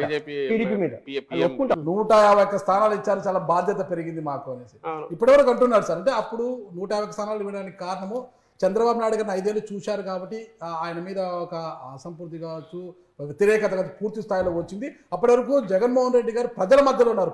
అంతకుముందు ఓదార్పు కావచ్చు, తర్వాత పాదయాత్రతో ప్రజల మనసులు దోచుకొని ప్రజల మధ్యలోనే ఉన్నారు కాబట్టి ఆ ప్రేమతో 151 స్థానాలు ఇచ్చారు ప్రజలు మీకు. ఆ 151 స్థానాలు ఇప్పుడు నిలబెట్టుకోవడానికి 170 పక్కన పెడదాం, ఉన్న 151 స్థానం నిలబెట్టుకోవడానికి ప్రధానంగా మీకు అనుకూలించే అంశాలు అన్ని రంగాల నుంచి ఏమున్నాయంటారు సార్? ఆ రోజు ప్రజల మధ్య ఉన్నారు, ఇప్పుడు ప్రజల హృదయాల్లో ఉన్నారు నేరుగా. ఎలా ఉన్నారు మొత్తంగా మీరనే వాటి వల్లే మొత్తం హోలిస్టిక్ అప్రోచ్ వల్ల ప్రతి పేద కుటుంబాన్ని వాళ్ళ జీవితాన్ని టచ్ చేశారు. దేని రకంగా అంటే మౌలికంగా వాళ్ళకు కావాల్సిన అవసరాలన్నీ కూడా ఏదైతే అత్యంత కాస్ట్లీనో విద్య, వైద్యం, తర్వాత మనకు అగ్రికల్చర్ అనేది కోర్ 60-70% దాకా దాని మీద డిపెండ్ అయ్యి ఈ మూడింటిని ప్రియారిటీ మీద అడ్రస్ చేశారు. ఇంతకుముందు మీ క్వశ్చన్లోనే వచ్చినట్టు హెల్త్ అనేది ఈరోజు ఒకప్పుడు ఫ్యామిలీ డాక్టర్ అంటే ఉన్న వాళ్ళకి ఇంటికి వచ్చి చూడడం అనేది ఒక లగ్జరీ. డిస్పైట్ దట్ మళ్ళీ కావాలంటే నేను అపోలోకు అక్కడికి వెళ్ళాలి. ఈరోజు అపోలో లాంటి ఇక్కడ టెర్షరీ కేర్ ఉన్న జనరల్ హాస్పిటల్ను స్పెషలిస్ట్, సూపర్ స్పెషలిస్ట్ను కింద ఉన్న పిహెచ్సి డాక్టర్ను కూడా లింక్ చేసే సిస్టమ్ డెవలప్ అయింది. ఇప్పుడు ప్రిలిమినరీ స్టేజ్లో ఉంది, ఇంకా అడ్వాన్స్డ్ దీంట్లోకి పోతుంది. అంటే ఒక డాక్టర్గా మీరు ప్రతి ఇంట్లో కదలలేని వాళ్ళున్నా పోయి చూస్తే అక్కడ ఎంటర్ చేసి ఇదైనాక super specialist is able to see super speciality. ఆ డాక్టర్ ఆయన చెప్పిన అడ్వైజులను ఫాలో అవుతున్నారో లేదో కింద మళ్ళీ చూడడానికి, వీళ్ళు ఫాలో అప్ చేయడానికి వీళ్ళ దగ్గరికి ప్రిస్క్రిప్షన్ వస్తుంది. ఆ కనెక్టివిటీ అనేది 100% చేసే ప్రయత్నం జరుగుతుంది. దీంతోపాటు ఆరోగ్య సురక్షని ఇయర్లీ ట్వైస్ క్యాంపులు కండక్ట్ చేసి వీళ్ళను తీసుకొచ్చి కాంప్రహెన్సివ్ హెల్త్ కేర్ అనేది. దాంతోపాటు ఆరోగ్యశ్రీ దాదాపు 2400, 2500, 3000 వరకు ప్రొసీజర్స్, డిఫరెంట్ ప్రొసీజర్స్, వాటిని అంతకుముందు 1000 ఉండేవి, వాటిని పెంచడం ద్వారా అలాగే అమౌంట్ దానికి సంబంధించినంత వరకు విపరీతంగా పెరిగింది. ఇప్పుడు కాస్ట్ కూడా పెరిగిపోయింది. స్పెషలిస్ట్ల వీళ్ళకు పే చేసే అవి పెరిగాయి. వీటిని ధీటుగా తట్టుకోవడానికి కాస్ట్ టోటల్ బర్డన్ గవర్నమెంట్ మీద తగ్గించడానికి నెక్స్ట్ మీరు 10 years అయ్యేసరికి కొత్త మెడికల్ కాలేజెస్ వచ్చి స్పెషలిస్టులు ఇక్కడే తయారై గవర్నమెంట్ ఆటోమేటికల్ మెడికల్ కాలేజ్ అంటే ఇట్స్ వన్ జనరల్ హాస్పిటల్ అంటే ప్రతి జిల్లాకు ఒక ఇది వచ్చేసింది మనకు. ఇప్పుడు పార్లమెంట్ జిల్లా అయినందువల్ల ఓ పార్లమెంట్ పరిధిలో ఒక జనరల్ హాస్పిటల్ వస్తుంది. General hospital is nothing but it's equal to అపోలోను ఇంకో దానికి సూపర్ స్పెషాలిటీస్ అంటే పిహెచ్సి నుంచి విలేజ్ క్లినిక్ దగ్గర నుంచి ఇక్కడి వరకు కనెక్షన్ ఇచ్చింది. First it's not just free medicine, it's not just free medicine, comprehensive state of the art ఈరోజు ఎక్కడ అందుబాటులో ఉన్నా అవి తెచ్చే ప్రయత్నం చేసి సక్సెస్ఫుల్గా ఇంప్లిమెంట్ అవుతుంది. రెండవది విద్య. నేను డీటెయిల్ దానికి పోనక్కర్లే, మీరే చూస్తున్నారు, మీ మాటల్లోనే మీరే అన్నారు ఎట్లా ఇది ఉందని. దీంతోపాటు ఇది చదివిన తర్వాత పైకి వెళ్ళాలంటే ఎట్లా, బయట స్టేట్కి వెళ్ళాలంటే ఎట్లా, దానికి అవసరమైన దానికోసం సిబిఎస్ఈని ఈరోజు ఐబీతో ఒప్పందమని ఇవన్నీ ఏవి చేయాల్సిన అవసరం లేదు. జగన్మోహన్ రెడ్డి గారు can get more free time, more he can concentrate, పబ్లిక్లో తిరుగుతూ ఉండొచ్చు, ఇంకోటి చేయొచ్చు. బట్ ఎండ్ వచ్చి ఇది చేసిన తర్వాత ఓ 10 ఏళ్ల తర్వాత ఈ పిల్లాడు చదువుకొని గ్రాడ్యుయేట్ అయిన తర్వాత ఎక్కడికి పోగలడు, ఏం చేయగలడు, మనమే ఫేస్ చేస్తున్నాం. ఈరోజు నేషనల్ దీనికి పోతే మనం కంప్లీట్ చేయాలంటే మదర్ టంగ్ దీనిలో మనం తెలుగులోనే మాట్లాడాలి, ఇబ్బంది పడుతున్నాం. ముందు ఆ షైనెస్ నుంచి బయటపడాలా, గ్లోబల్ సిటిజన్గా గ్రో కావాలా అనేదానికి ఫౌండేషన్ వేసారు. ఇవన్నీ నిజానికి అనవసరం. చాలామంది చెప్తుంటారు, ఎందుకు ఇంత మీరు తపన పడుతున్నారు, మీరు ఇచ్చిన ప్రామిసుల్లో కొన్ని ఇప్పుడు చేస్తే సరిపోయేది కదా. కాదు, ఆ ఫౌండేషన్ వేస్తేనే ఏం చేస్తున్నాం అనేది తెలుస్తుంది. ఎందుకంటే మనకి ఇచ్చింది 5 years మరి ఇది తీర్పు ఇచ్చింది, అంతవరకే మనం ఇది చేయాలని చెప్పి చేశారు. వీటన్నిటి ఫాలో అప్ అనేది సంక్షేమ పథకాల ద్వారా సార్ ఇక్కడ షార్ప్ కడతాం సార్. ఇప్పుడు ఏదైతే జగన్మోహన్ రెడ్డి గారి మానస పత్రికలు ఉన్నాయో, ఆర్బీకేలు కావచ్చు, సచివాలయ భవనాలు కావచ్చు, విలేజ్ క్లినిక్లు కావచ్చు, ఇవన్నీ నిర్మించింది. భవనాలన్నీ నిర్మించడం వల్ల అక్కడ ప్రాపర్టీస్ కూడా పెరిగాయి సార్. మంచి ఒక ప్రాపర్టీని మీరు క్రియేట్ చేసినట్టు అయింది సార్.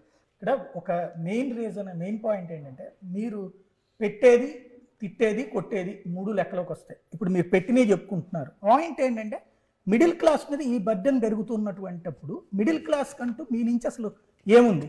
మంచి క్వశ్చన్ మీరు చేసింది. జగన్మోహన్ రెడ్డి గారు జస్ట్ పొలిటీషియన్ లాగానే ఉంటే సమస్య లేదు. ఎత్తులు పై ఎత్తులు వేసుకుంటా ఎలక్షన్ టైంకి అప్పటికప్పుడు ఆలోచించి ఎవరితో ఎట్లా కలిసి రావాలనుకుంటే అది అది అది అది అంత కష్టం కాదు. ఆయన రిఫార్మర్ లాగా వ్యవహరించడం వల్ల ఈరోజు మీరనేవి వస్తున్నాయి కొన్ని. అంటే ఎక్కడ బియాండ్ లిమిట్ పోకూడదు, ఉన్న దాంట్లోనే జాగ్రత్తగా ఆచితూచి చేస్తూ లాంగ్ టర్మ్ వేయాలి, షార్ట్ టర్మ్ ఇమీడియట్ రిజల్ట్ చూపించాలి అని ఇది టూ అంబిషియస్ ఈయన పెట్టుకున్నది. స్ప్రెడ్ చాలా పెద్దది. But at the same time మీకు పునాదులు ఎట్లా వేస్తున్నారో చెప్తున్నాను. ఈ డిసెంబర్ నుంచి మీకు సెకీ నుంచి ₹2.49 పవర్ వస్తుంది, ఏది ఫార్మ్ సెక్టర్కి సంబంధించి. దీని ఇంపాక్ట్ కనీసం ₹3-4 సేవ్ అవుతుంది పర్ యూనిట్ కాస్ట్. ఇన్నాళ్ళు ఫార్మర్స్కి ఇస్తున్నాం, ఫ్రీ పవర్ ఇస్తున్నాం సార్. రాజశేఖర రెడ్డి గారి కంటే అప్పుడే మొదలు పెట్టారు. తర్వాత వచ్చిన వాళ్ళు ఎవరు ఇంత బరువు ఎంతకాలం ఏ స్టేట్ అయినా భరించగలదని ఎవరు ఆలోచించలే. ఈయన దీనికి విరుగుడు ఏదన్నా ఉందని చెప్పి సోలార్ దీనికి వెళ్ళి సోలార్ దాని నుంచి టైఅప్ చేసి ఫార్మర్స్కి చేసి పెడుతున్నారు. దానివల్ల ఏమవుతుంది, ఫార్మర్కి ఇచ్చే వాటెవర్ పవర్ కాస్ట్ ఎప్పుడైతే తగ్గుతుందో దానికి క్రాస్ సబ్సిడీ ఇవ్వాల్సింది తగ్గుతుంది. దీని ఎఫెక్టు వచ్చే సంవత్సరానికి మీకు తేడా కనపడుతుంది. అంటే పాయింట్ ఏంటంటే, మీరు ఇది చూసిన హాస్పిటల్స్ చూసిన ఏదైతే స్టేట్ మీద సంక్షేమ పథకాల వల్ల పూరర్ సెక్షన్స్ అన్నీ మింగేస్తున్నారు డబ్బులన్నీ అని ఉన్న అపవాదు కానీ అపోహ కానీ ఎనీ గవర్నమెంట్ మీద ఉన్నదాన్ని తీసేసి వాళ్ళకు కావాల్సిన మనం ఈ సబ్సిడీ ఇస్తున్నారు అది తగ్గించే ప్రయత్నం లాంగ్ టర్మ్ వ్యూతో ఈయన చేస్తూ వస్తున్నారు. చేయకపోతే ఈ అవసరం రాదు. ఎడ్యుకేషన్, ఐటీ ఇప్పుడు అన్ని ఒకేసారి మాట్లాడుకోవడం వల్ల కొన్ని ప్రశ్నలు వచ్చి మధ్యలో ఇంటరప్షన్ చేయడానికి అవకాశం దొరకలేదు. ఇప్పుడు హెల్త్ గురించి కొన్ని రకాల ప్రశ్నలు సార్ అద్భుతంగా చేశారు సార్. చిన్న కాంప్లిమెంట్ కూడా ఇస్తున్నాను సార్, థ్యాంక్స్ అని చెప్పండి సార్, చాలా బాగుంది సార్.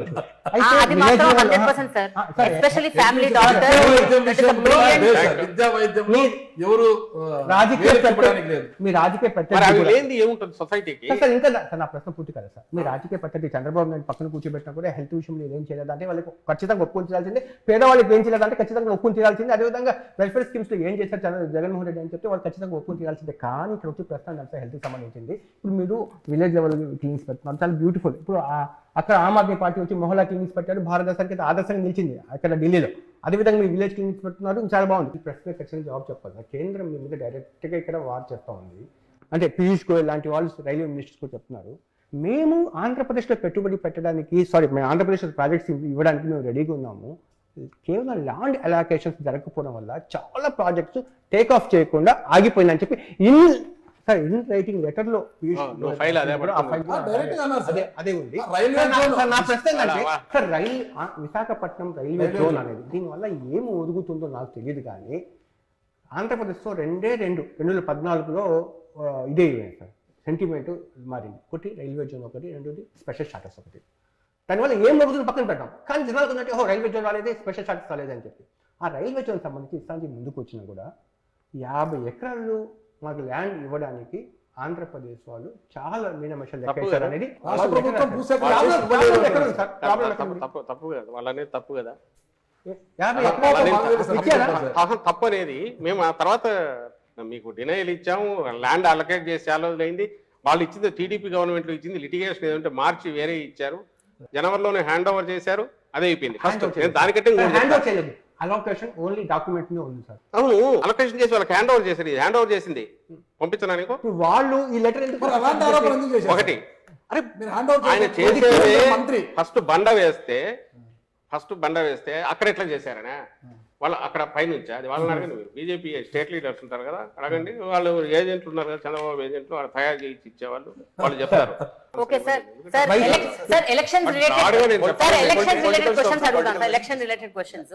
ఇప్పుడు ఎవరికి టికెట్లు ఇవ్వాలి, ఎవరిని ఇన్ఛార్జ్ చేయాలి, ఎవరిని ఎక్కడ పెట్టాలి, ఎవరిని ఎక్కడి నుంచి కదిలించాలి, ఎవరిని ట్రాన్స్ఫర్ చేయాలి, ఈ డెసిషన్స్ మీరున్నారా సార్? మీరు తీసుకుంటున్నారా? చాలా మంది ఉన్నారు. క్యాండిడేట్ల ఎంపికలో వ్యక్తుల ప్రయోజనాలే ఎక్కువ ఉన్నాయి, పార్టీ ప్రయోజనాల కన్నా వ్యక్తుల ప్రయోజనాల కోసం ఎక్కువగా ఎంపికలు జరుగుతున్నాయి అంటున్నారు సార్. అది జగన్మోహన్ రెడ్డి గారు రీజనల్ పార్టీ, ఇది రీజనల్ పార్టీ హెడ్గా జగన్మోహన్ రెడ్డి గారు ఆయనే ఫైనల్ డెసిషన్ తీసుకుంటారు. ఆయన విధానాలే పార్టీ విధానాలు అవుతాయి. దీంట్లో ఎవరు కన్ఫ్యూజన్ పెట్టుకోవాల్సిన అవసరం లేదు. ఇందులో ఎగ్జిక్యూషన్లో ఎక్కడ లోపాలంటే మా పొరపాట్లు ఉంటాయి. First thing. సెకండ్ వచ్చి అట్లా అని ఆయన ఏది యూనిలేటరల్ డెసిషన్ తీసుకోవట్లేదు. అట్లా అందరితో డిస్కస్ చేస్తున్నారు. చేసే వాటిలో నేను ఉంటాను, మిగిలిన సీనియర్ నాయకులు ఉన్నారు, వాళ్ళు ఉంటారు, రీజనల్ కోఆర్డినేటర్లు వాళ్ళు ఉంటారు, వాళ్ళందరూ ఉంటారు. ఇక్కడ నేను అవైలబుల్గా ఉంటాను కాబట్టి, నేను ఉంటాను కాబట్టి మాతో ఎక్కువ మాట్లాడతారు. డెసిషన్ టేకింగ్ లో అందరూ వస్తారు. వచ్చే స్టేబుల్ అయితే ఏది కావట్లేదు. కాకుండా ఎట్లా జరుగుతుందేమా సామాజిక ఈరోజు ట్రాన్స్ఫర్ చేయాలి అన్న ఐడియా ఎవరిది సార్? ట్రాన్స్ఫర్స్ చేయాలి అన్న ఐడియా ఎవరు? ఈరోజు గంటా శ్రీనివాసరావు ఆయన చీపురుపల్లి ఇవ్వమంటున్నా అంట చంద్రబాబు నాయుడు. లాస్ట్ టైం అక్కడ నుంచి సార్ 1 or 2 ర్యాండమ్ ఉదయం సార్, మీరు మొత్తం చాలా మంది చేస్తున్నారు ఇక్కడ అంటే ఇక్కడ చెల్లని రూపాయలు అక్కడ చెల్లిస్తాము అని తీసుకున్న నిర్ణయం ఎవరిదంటారు సార్? కాదు, ఇప్పుడు ఇక్కడ చెల్లని అక్కడ చెల్లిస్తామని ఎట్లా చేశారని క్వశ్చన్ చేసింది ఎవరి దగ్గర నుంచి ఫస్ట్ వచ్చింది? మీరు ఎవరి దగ్గర నుంచి విని అడుగుతున్నారనేది మీకు తెలుసు, నాకు తెలుసు. ఇక్కడ పనికిరాని చెత్త అక్కడ ఎట్లా పనికి వస్తుంది అని చంద్రబాబు నాయుడు ఆయన కొడుకు ఇంకోడు అన్నప్పుడు వాళ్ళకు వేసిండాల్సింది క్వశ్చన్. లాస్ట్ టైం మీరు అక్కడ నుంచి ఆమెను పాయకరావుపేట నుంచి అక్కడికి తెచ్చినప్పుడు, లేక అక్కడ నుంచి జవహర్ అనే ఆయన ఇక్కడికి తెచ్చినప్పుడు, లేదా ఇప్పుడు మార్పులు జరిగినా ఇప్పుడు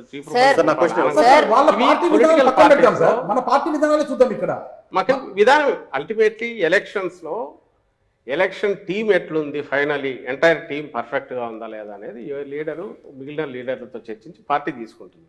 అది ఆ పార్టీ ప్రెరాగేటివ్. ఒకటే జాబితాలో వాళ్ళు 99 సార్, 94 జనసేన 5 సార్. అర్థం కావట్లా. మేము అనౌన్స్ చేసే టైం వాళ్ళు మొదలు పెట్టలా. ఏం మార్చి 15 మేము 2019 ఒకేసారి మొత్తం అనౌన్స్ చేసాం. ఎలక్షన్లు ఎప్పుడు 10 నెలలు కూడా లేవు. మరి ఆ రోజు ఎందుకు ఒకేసారి అనౌన్స్ చేశారంటే మా కాన్ఫిడెన్స్ తో మేము చేసాం. ఈ రోజు మేము చేసినప్పుడు వాళ్ళు చేయలేదు. సిద్ధంగా ఎవరు అంటే సీట్ లెక్క పెట్టుకుంటారా?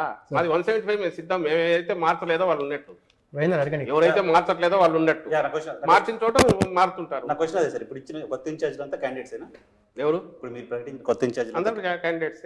కొత్త లిస్ట్ మారిన వాళ్ళు క్యాండిడేట్స్. ఇప్పుడు మారిన వాళ్ళు ఎవరున్నారో వీళ్ళు క్యాండిడేట్స్ అవుతారు. సిట్టింగ్ సిట్టింగ్ ఎవరున్నారో వాళ్ళు ఉంటారు. వీళ్ళలో ఏమైనా చేంజెస్ ఉంటే మాకు వెళ్ళాక వస్తాయి. కానీ ఫైనల్ దీనికైతే ఓ లిస్ట్ అయితే ఫైనల్ గా అనౌన్స్ చేస్తాం. ఫైనల్ లిస్ట్ టోటల్ గా 175 అనౌన్స్ చేస్తాం. అన్ని చేంజెస్ ఉండవు కాబట్టి, ఉండని కూడా అనౌన్స్ చేయాలి కాబట్టి ఫైనల్ గా లిస్ట్ అనౌన్స్ చేస్తాం. సజ్జల రామకృష్ణారెడ్డి గారు అంటే వైఎస్ఆర్ కాంగ్రెస్ పార్టీలో ట్రబుల్ షూటరా, ట్రబుల్ మేకరా? గవర్నమెంట్ లో అడ్వైజర్ అనేది నాకు సంబంధించిన కొంచెం ఫ్లెక్సిబిలిటీ కోసము విధానాల పరంగా ఎక్కడైనా చర్చలు జరిగినప్పుడు పార్టిసిపేట్ చేయడానికో గవర్నమెంట్ లెవెల్లో ఇది కావడానికి పనికొస్తుంది తప్ప దీనివల్ల కిరీటం ఏం కాదు. పార్టీ ప్రధాన కార్యదర్శి జగన్మోహన్ రెడ్డి గారికి ఉన్న పేరు ఏంటంటే ఇప్పటి వరకు ఆయన నమ్ముకున్న వాళ్ళని వదులుకోడు, అట్లా స్టిక్ ఆన్ చేసి పట్టుకొని ఉంటారు అని. కాపు రామచంద్రారెడ్డి గారు ఆయన పార్టీ పెట్టినప్పటి నుంచి ఉన్నారు. ఆళ్ళ రామకృష్ణారెడ్డి గారు, ఇంకా చాలా పేర్లు చెప్పగలరు. అటువంటి వాళ్ళు పార్టీని వదిలేసిపోతున్నారు అంటే ఎక్కడో కోఆర్డినేషన్, కమ్యూనికేషన్ మిస్ అవుతుంది ఆ పార్టీలో. అటువంటి వాళ్ళు కూడా పార్టీని వదిలేసిపోతున్నారు అంటే మీలాంటి వాళ్ళు, పక్కన ఉన్న వాళ్ళు కమ్యూనికేట్ చేయడంలో, కోఆర్డినేట్ చేయడంలో ఫెయిల్ అవుతున్నారా? జగన్మోహన్ రెడ్డి గారు ఎవరిని వదులుకోవట్లా. వాళ్ళకున్న ఆవేదన, వాళ్ళకు వచ్చిన ఆవేశం వల్ల వాళ్ళకు వచ్చింది అధికార పార్టీ వదిలేసి జగన్మోహన్ రెడ్డి గారి దగ్గరికి వచ్చిన వాళ్ళు. అవును, వాళ్ళు కూడా అధికారంలో ఉన్నప్పుడు పోతున్నారు అంటే ఎక్కడో మీరు వాళ్ళు రిజెక్ట్ చేయట్లే కదా. మీరు అడిగిన క్వశ్చన్లోనే ఏ బేసిస్ మీద మనం సెలెక్ట్ చేస్తున్నాం అన్నప్పుడు అవకాశాలు పార్టీ అల్టిమేట్ గెలవాలా, గెలిచి అధికారంలోకి మళ్ళీ రావాలా, కంఫర్టబుల్గా రావాలా, బ్రహ్మాండమైన మెజారిటీతో రావాలా. ఏ పార్టీ అయినా కోరుకుంటుంది. అధికారంలోకి రావాలని కోరుకోవడం తప్పు కాదు కదా.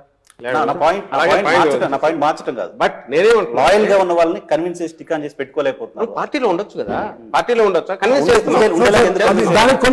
అది వ్యక్తిగతం. ఇప్పుడు అది చాలా మంది కన్విన్స్ చేశారు. మీరు ఓవరాల్ పర్సెంటేజ్ చూస్తే మా రిటెన్షన్ దీన్ని చూస్తే 80%, 90% ఉంది. 10% ఎక్కడో ఇది కావచ్చు. వాళ్ళు కూడా ఎవరు మీరు గతంలో కూడా మీరు గమనిస్తే 23 మంది పార్టీ లాక్కున్నా, అంత అడ్డంగా వాళ్ళు కొని అడ్డగోలుగా డబ్బులు పే చేసి చంద్రబాబు నాయుడు లాక్కున్నా, నాకు తెలిసి చాలా ఎక్కువ మంది మాత్రమే ఒకే ఒక్క విపరీతంగా బండలు వేశారు ఈయన మీద, జగన్మోహన్ రెడ్డి గారి మీద. మిగిలిన పెద్ద మాట్లాడాల. ఇప్పుడు అంతే, ఇప్పుడు ఎవరు నెగిటివ్ పెద్ద మాట్లాడట. బయటకు పోయిన వాళ్ళు కూడా ఉన్న వాళ్ళను ఉంచుకోగలిగాం మెజారిటీ 80%. దేనివల్ల అంటే నాయకుడి మీద నమ్మకం. తన ఇక్కడ చిన్న డౌట్ అండి దీంట్లో, అభ్యర్థుల పరంగా అంటే సాధారణంగా ఎవరైనా సరే ప్రతిపక్షంలో ఉన్నప్పుడు ప్రయోగాలు చేస్తారు, మీరు అధికారంలోకి వచ్చిన తర్వాత ఇప్పుడు ప్రయోగాలు చేస్తున్నారు. బీసీలకి ఓసీ సీట్లు ఇవ్వటము. ఇప్పుడు ఏదైతే జగన్మోహన్ రెడ్డి గారు చేస్తున్నారో, మీరు అధికారంలోకి వచ్చిన డే 1 నుంచి లేదా అంతకుముందు నుంచి అనౌన్స్ చేసిన దగ్గర నుంచి కంటిన్యూటీ ఉంది. ఏది ఐసోలేటెడ్గా రాలా. బీసీ డిక్లరేషన్ అని చేసినా, ఆ రోజు సీట్లు పెంచాలని చూసినా, ఆ తర్వాత అధికారంలోకి వచ్చిన రోజు నుంచి స్టెప్స్ వేసుకుంటూ పోయింది చూసినా, చట్టం చేసి నామినేటెడ్ పోస్టులో వీళ్ళకు 50% ఇవ్వాలని మహిళలను మర్చిపోయారు, మహిళలను పెట్టాలన్నా. ఇవన్నీ ఆయన ఏమనుకున్నారంటే నెక్స్ట్ 10 yearsకు this should become the rule of the land, అక్కడ అయిపోవాలి. ఏ పార్టీ అయినా they should be forced to implement all these అనే దాంతోనే పోతున్నారు. రెండో పాయింట్, వీటన్నిటి కల్మినేషన్ లేదా దీనికి దాన్ని ఏమంటాం కొసరలాగా వచ్చేది ఏదైనా ఉంటే విజయం. ఎలక్షన్ల విజయం టార్గెట్గా అయితే ఆయన పనిచేయట్లా, డే 1 నుంచి పనిచేయట్లా.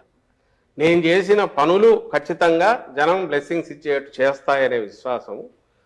ఎన్నికల ఓరియంటేషన్ అయితే ఇట్లా ఇవన్నీ ఎందుకు చేస్తాడు? ఆ రోజు నుంచి అవి చేసుకుంటూ పోయి ఇప్పుడు అందుకే మీకు తను సభల్లో మాట్లాడినా ఎక్కడ అడిగినా నేను చేసిన మంచి మీకు మంచి జరిగి నేను చేసిన పనుల వల్ల మీకు మంచి జరిగి ఉంటుందని మీరు అనుకుంటేనే మీరు నాకు ఓటు వేయండి అంటున్నాడు. ఇది దీని అవుట్కమ్మే తప్ప ఇది ఓరియంటేషన్ టార్గెట్గా ఆయన పనులు చేస్తున్నాడు. ఇవి ఓరియంటేషన్గా టార్గెట్గా పనులు చేస్తూ వస్తే అవి డిఫరెంట్గా ఉండేవి, మోర్ పొలిటికల్గా ఉండేవి. ఆ రకంగానే మీరు చూడాలి ఎక్స్పెరిమెంట్.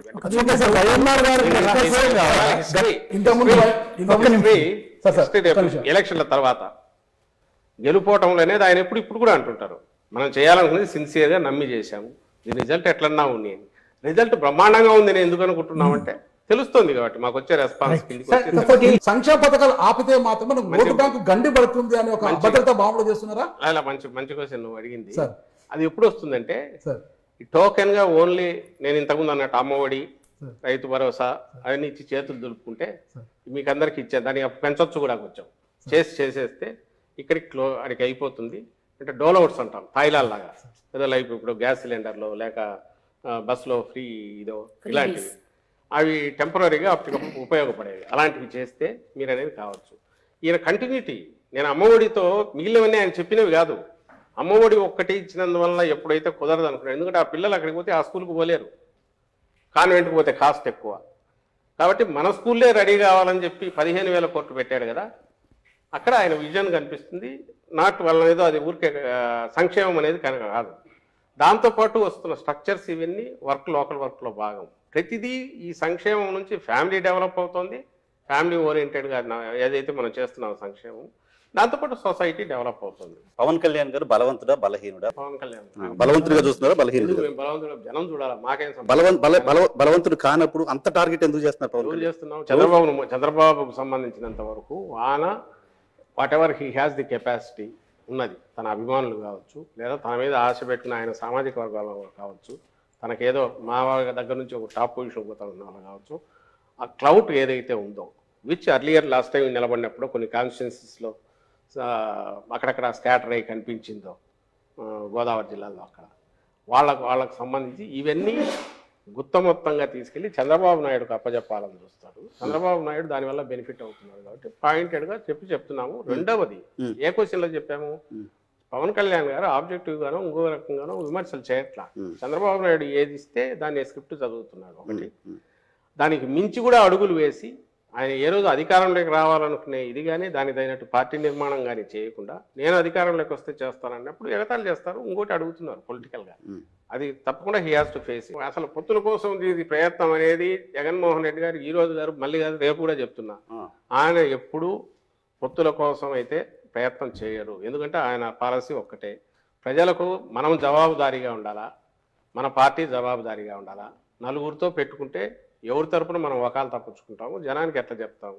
అందువల్ల వాళ్ళు కూడా అట్లే చేయాలి ఆయన కోరిక. పవన్ కళ్యాణ్ గారు కూడా 175 సీట్లలో తన మనుషులను పెట్టి ఇన్ఛార్జీలు పెట్టి ఒక పార్టీగా ఎదిగి కంపీట్ చేసి పోటీ పడి రాగలిగితే మంచిదే. That would be healthy democracy అని. అట్లా కాకుండా అతుకులు వేసుకొని రావడం కరెక్ట్ కాదు. సార్ మీరు ఆ నాటికి ఈ నాటికి ఒకసారి పోల్చి చూస్తే how have how has the scenario changed, sir, with respect to journalism and politics? ఈ మధ్య కాలంలో attacks on journalist, attacks on ఒక particular media house affiliated to one political party, ఇవన్నీ జరుగుతున్నాయి. So how do you look at the current scenario? మన తెలుగు దీనికి సంబంధించినంత వరకు రామోజీరావు గారు మొదలుపెట్టిన తర్వాతనే ట్రెండ్ అంతా మారిపోయింది. ఆయన వచ్చినాక చేస్తూ వచ్చారు. ఆయన వన్స్ ఈ స్టార్టెడ్ ఎంజాయింగ్ దాని మీడియా పవర్, ఎప్పుడైతే తెలుగుదేశం పార్టీ ఫ్లోట్ అయ్యాక టికెట్లు అక్కడ డిసైడ్ అయ్యాయో, స్పీచ్లు అక్కడ తయారవుతూ వచ్చాయో, పార్టీ అక్కడ నుంచి ఇది చేస్తూ వచ్చిందో, అప్పుడు పవర్ అనేది తెలిసింది, మీడియా పవర్ అన్నమాట. ఆ తర్వాత ప్రతి ఒక్కరూ పెట్టడము అలాంటిది ఏదో దానికి ధీటుగా ఉన్నామనుకోవడం జరుగుతూ వచ్చింది. తర్వాత మీరు ఇంకా టెలివిజన్ రావడము, 24/7 ఛానల్స్ రావడం, ఇంత జరిగిన తర్వాత ఈరోజు మీడియా అనేది అక్కడ నుంచి దిగి ఇన్స్టిట్యూషన్ల దగ్గర నుంచి దిగి ఇండివిజువల్కి వచ్చింది. ఇప్పుడు individual he feels his opinion. ఒకప్పుడు ఎడిటోరియల్ కోసం చూసేవాళ్ళు, 2 రోజులు లేట్ అయినా ఏం రాస్తారో, ఎందుకంటే ఇన్ఫార్మ్డ్ ఒపీనియన్ అక్కడ నుంచి వచ్చేది. ఇప్పుడు యూ హ్యావ్ గూగుల్, వైడ్ ప్రపంచం అంతా మీ దగ్గరే ఉంది. కొడితే ఓ పేపర్లో వాళ్ళకేమొస్తుందో మీకు అదే వస్తుంది. అనంతపురంలో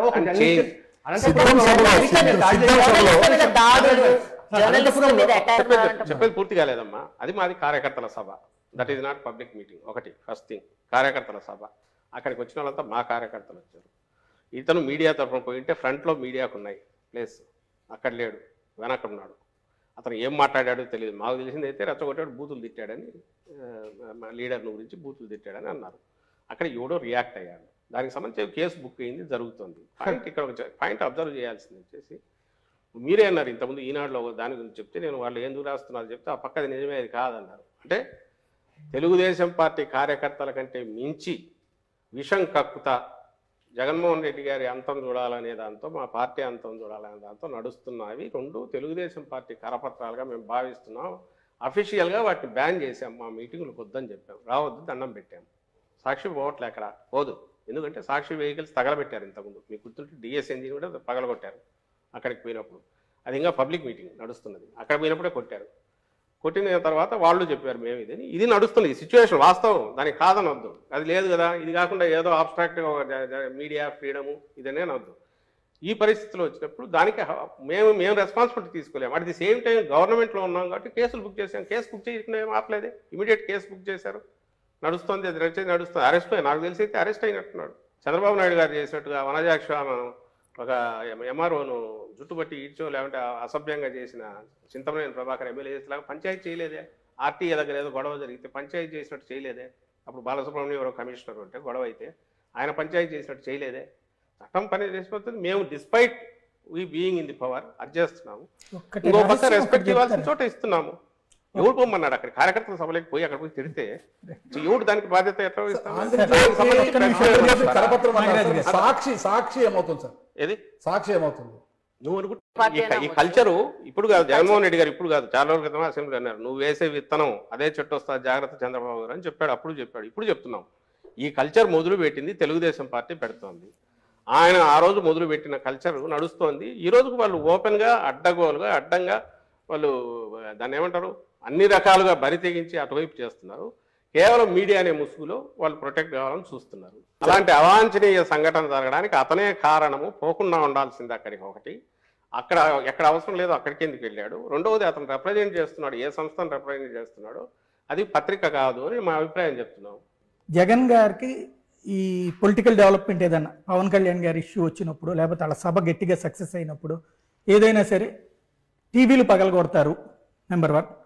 రెండోది, పబ్జీ ఆడుకుంటూ పని పాట లేకుండా కూర్చుంటారు. ఈ 2 మీరు దగ్గరగా చూస్తారు కాబట్టి నిజమా కాదు? అత్యంత చిల్లర చౌకబారు ఇది మాట్లాడుతున్నది లోకేష్, చిన్నోడు కాదు, నీచమైన అర్ధరాత్రి ఆత్మలతో మాట్లాడతారు. అతని స్థాయి ఎక్కడితో మీరే చెప్తున్నారు. ఎవరు చెప్తున్నారో చెప్తూ లోకేష్ అనే వ్యక్తి స్థాయి ఏది అనేది మీరే చెప్తున్నారు. ఇంకా అంతకంటే నీచమైన చౌకబారు ఇది ఏదైనా ఉంటుందని అయితే నేను అనుకోను. అంటే వాళ్ళ ఉక్రోషం ఏ స్థాయికి పోతుంది. ఇంకా ఎప్పుడంటే మీరు బూతులు ఎవరు తిడతారు తెలుసా? తిట్లకు ఎవరు లంఘించుకుంటాడు? ఏం చేతగానప్పుడు నిస్సహాయ స్థితిలో ఉంటాడు కదా, డెస్పరేట్, అప్పుడు బూతులు తిట్టుకుంటాడు. నోటికి వచ్చినట్టు సైకో అని మిగిలిన మాటలు ఇట్లాంటి ఉంటారు. అందులో బాగా ఇవి వస్తుంటాయి. కొన్ని మీరు చూసిన జగన్మోహన్ రెడ్డి గారు మీరు చెప్పండి, లేకుంటే ఇంకోరు చూసిన వాళ్ళు ఉన్నారు, వాళ్ళు చెప్పండి. ఒక మనిషి ప్రైవేట్ లైఫ్లో ఎట్లుంటాడు అనేది పబ్లిక్ లైఫ్లో ఎక్కడో చోట కొంచెం కనపడక తప్పదు, రిఫ్లెక్ట్ అవుతుంది. నాకు తెలిసి ఇంతవరకు జగన్మోహన్ రెడ్డి గారు పబ్లిక్లో ఎక్కడా ఎవరి మీద విసుక్కొని కానీ ఇంకోటి కానీ చేయరు. ప్రైవేట్ దాంట్లో వాటికి సంబంధించి కూడా ఎందుకు డీసెంట్గా ఉంటారనేది మీరు ఎట్లా చెప్పగలంటే పబ్లిక్లో రిఫ్లెక్ట్ అయ్యేది. మహిళల మీద కానీ ఇంకోటి కానీ చిన్నపాటి ఇదైనా, లేదా చిన్నపిల్లల మీద కానీ పెద్దవాళ్ళ మీద కానీ ఇదైనా, లేదా ఫ్యామిలీ వాల్యూస్ భిన్నంగా ఎక్కడ జరిగినా ఇమీడియట్ ఓపెన్లీ హీ కండెమ్స్. మీ దగ్గర అంటాడు, ప్రైవేట్ టాక్లో కూడా అంటాడు. సహించదు అసలు. జర్నలిస్ట్ మీద జర్నలిస్ట్ మీద జరిగిన దీన్ని కూడా ఆయన ఇమీడియట్ జరిగిన ఎందుకు పొదుపు ఇట్లాంటివన్నీ చేస్తారని అనింది. ఎవడు చేసినోడు ఎందుకంటే చెప్పారు, ఆడు బయట వెనకపోయాడు, ప్రెస్ గ్యాలరీలో లేడు, వెనక్కిపోయాడు, ప్రెస్కి ఇచ్చిన ప్లేస్లో లేకుండా ఎక్కడో వెనక జరిగింది ఆ ఇన్సిడెంట్, తెలిస్తే మేమెంత అలవ్ చేస్తాం సార్ అని అన్నారు. తను పొరపాటు ఎందుకు అదే ఆయన అజెండా కాదు, ఆ బేసిస్ మీద పోడు ఆయన. అది తన స్ట్రెంగ్త్ కాదు. అది తన స్ట్రెంగ్త్ అయితే ఇట్లాంటి ఇంకా క్రియేట్ చేస్తారు. అదే స్ట్రెంగ్త్ అనుకునేవాడు చంద్రబాబు నాయుడు. ఆయనకు ఏదైనా సీన్ క్రియేట్ కావాలా, దాని మీద వచ్చి హైప్ రావాలా, దాని నుంచి ఎట్లా ఎన్కాష్ చేసుకోవాలని ఆయన చూస్తాడు. డాక్టర్లు ఐఏఎస్లు ఆ పాలిటిక్స్ లోకి వచ్చి చాలా హారిబుల్ గా మాట్లాడుతున్నారు. Nasty language, filthy language, vulgar words, ఏది పడితే అది. అంటే they don't even think little bit when they are in the public space. All political parties. ఈ స్పెక్ట్రమ్ లో వీటిలో మీరు అంటారేమో యాక్షన్ కి రియాక్షన్ అంటారు, but that's not right కదా సార్. ఒకప్పుడు మీకు బాగా అంటే మాకు గుర్తుండి మేము జర్నలిజం 80s వరకు కూడా కులం పేరు రాసేవాళ్ళు కాదు, ఒక సామాజిక వర్గం మతం పేరు రాసేవాళ్ళు కాదు. ఎందుకంటే that may cause lead to further. ఇది తర్వాత ఎందుకు మీడియా అట్లా మారింది? అడ్డంగా రాస్తున్నారుగా, కులాలకు లెక్క పెట్టి. ఎక్కడి నుంచి వస్తుంది ఇది? ఎక్కడ మొదలైంది ఎక్కడ అనేది చెప్పలేం, కానీ సమ్వేర్ ఇట్ స్టార్టెడ్ 90s తర్వాత మొదలవుతుంది. సీఏ నియంత్రణ అవసరం కదా సార్, ఎక్కడ వచ్చిన సీఏ నియంత్రణ అవసరం కదా దీనికి. ఇది ఇప్పుడు మీరు ఎట్లయితే వెల్ఫేర్ స్కీమ్స్ విషయంలో ఇప్పుడు మీరు ఎట్లయితే వెల్ఫేర్ స్కీమ్స్ విషయంలో ఒక సెల్ఫ్ అవేర్నెస్ తో ఒక డిఫరెంట్ రెవల్యూషన్ తీసుకొచ్చారు, పాలిటిక్స్ లో ఎందుకు తీసుకురావట్లేదు? మీకు బ్లాంక్ దీని మీద సైన్ చేసి ఇస్తాను, మీరు కంపేర్ చేయండి. ఎక్కడ ఆరిజినేట్ అవుతుంది, ఎక్కడ మా దీనికి వచ్చింది అనేది ఒకటి. ఎంత పర్సెంటేజ్ ఆఫ్ మా దగ్గర నుంచి మాట్లాడేవాళ్ళు కానీ ఇంకొకరు కానీ అసహనం కానీ ఇంటాలరెన్స్ కానీ టోటల్ పర్సెంటేజ్ చూడండి. యాజ్ ఎ రీజనల్ పార్టీ మా దాంట్లో అక్కడ చూడండి, మీకు ఖచ్చితంగా మాది అతి తక్కువ ఉంటుంది. నేను ఖచ్చితంగా చెప్పగలను, తక్కువ ఉంటుంది, బ్యాలెన్స్డ్ ఇదే ఉంటుంది ఒకటి. సెకండ్ వచ్చి ఈరోజు జగన్మోహన్ రెడ్డి గారు ఏదైతే ఫిక్స్ చేసుకొని వచ్చారో, ఈ సెట్ ఏ న్యూ రూల్స్ ఈ గేమ్కు, పాలిటిక్స్ అనేది న్యూ జనరేషన్ పాలిటిక్స్ మొదలయ్యాయి. నెక్స్ట్ 10 years తర్వాత ఇట్లా ఉంటుంది నేను అనుకోను. రీసెంట్ థింక్ వస్తుంది ఖచ్చితంగా వస్తుంది. ఎందుకంటే దీనివల్ల ఏముండదు, అక్కడక్కడక్కడ కొట్టుకుంటుంటారు తప్ప దానివల్ల అల్టిమేట్గా ప్రజలకు జరిగేది ఏముండదు. ప్రజల నుంచే ప్రెజర్ పెరుగుతుంది, పెరిగిన తర్వాత చేంజ్ అయితే వస్తుంది. అది ఖచ్చితంగా 5 years తర్వాత కనపడుతుంది. ఇందులో లీడ్ చేసే దాంట్లో జగన్మోహన్ రెడ్డి గారు ఈరోజు I'm proud to tell that convention అని బ్రేక్ చేసుకొని ఎట్లా 4 ఓట్లు ఎట్లా తెచ్చుకోవాలి, 4 సీట్లు ఎట్లా తెచ్చుకోవాలనేది కాకుండా మనం ఎంతకాలం ఉన్నా కూడా జనం గుండెల్లో ఏదైనా స్థానం సంపాదించుకోవడం ఎట్లా, మా పార్టీ 4 కాలాల పాటు ప్రజల మన్ననలు పొందేది ఎట్లా అనే లాంగ్ టర్మ్ ఇవి లార్జర్ పిక్చర్ చూసుకుంటూ దానికోసం టార్గెట్ చేసిన పార్టీగానే నడుపుతున్నాడు. కాబట్టి మీరు ఏ క్రైటీరియా చేసుకున్నా కళ్ళు మూసుకొని నేను చెప్పగలను, we will not be the first ఇలాంటి చెత్తా పనులు చేయడంలో, we will be the first మంచి పనులు చేయడంలో. థ్యాంక్ యూ వెరీ మచ్ అండి. ఇది పరిస్థితి. ఓవరాల్ గా అయితే కనుక సజ్జల రామకృష్ణారెడ్డి గారు అయితే తన వైపు నుండి వాదన ఏంటో విన్నారు. అదే సందర్భంలో పార్టీకి సంబంధించిన మిగతా స్పందనలు ఎట్లుంటాయో భవిష్యత్తులో చూద్దాం.